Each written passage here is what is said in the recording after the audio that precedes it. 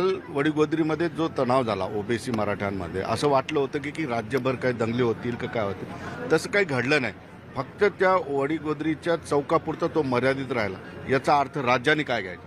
याचा अर्थ राज्याने असा घ्यायचा की ओबीसी आणि मराठ्यामध्ये काहीच वाद कधीच नव्हता, पहिले पण नाहीये, आज पण नाहीये. ते फक्त तेवढे पुरतं झालं. जे मागे जाळपोळ वगैरे झालं ते आम्ही मराठ्यांनी केलंच नव्हतं. हे बाकीचे लोक करायलेत, नाव मराठा आरक्षणाचं घ्यायले, आणि आता ही काहीच कारण नाहीये जे काही ते लोक करतायत. आणि राहिला प्रश्न रोडवर, आमचा 25 वर्ष झाला हाच रस्ता आहे ना, तुम्ही रस्ता कसा अडवताय? आणि मग दोन्ही गावांमध्ये जर वाद होत आहेत तर तुम्ही एवढ्या जवळ उपोषण का बसवलं? बरं ठीक आहे, बसवलं, तुमची ती इच्छा, लोकशाहीच्या मार्गाने तुमचे अधिकार तुम्हाला मांडण्याचा अधिकार आहे. पण मग जर 25 वर्ष झाले आम्ही तिथून जर जाणं येणं करतोय आणि दोन्ही गावांमध्ये विचार करून सामंजस्य करून की झालं होतं की मेडिकलसाठी आणि स्कूलसाठी तुम्ही रस्ता ओपन ठेवणार, मग मी शिक्षिका असताना जाणून बुजून मला टार्गेट करण्याचं कारण काय होतं? का तर मी फक्त पाटलांची समर्थक आहे म्हणून? आणि मी तिथे एकटी महिला होती ना, माझ्या जागी तुम्ही तुमची आई बहीण आहे तर विचार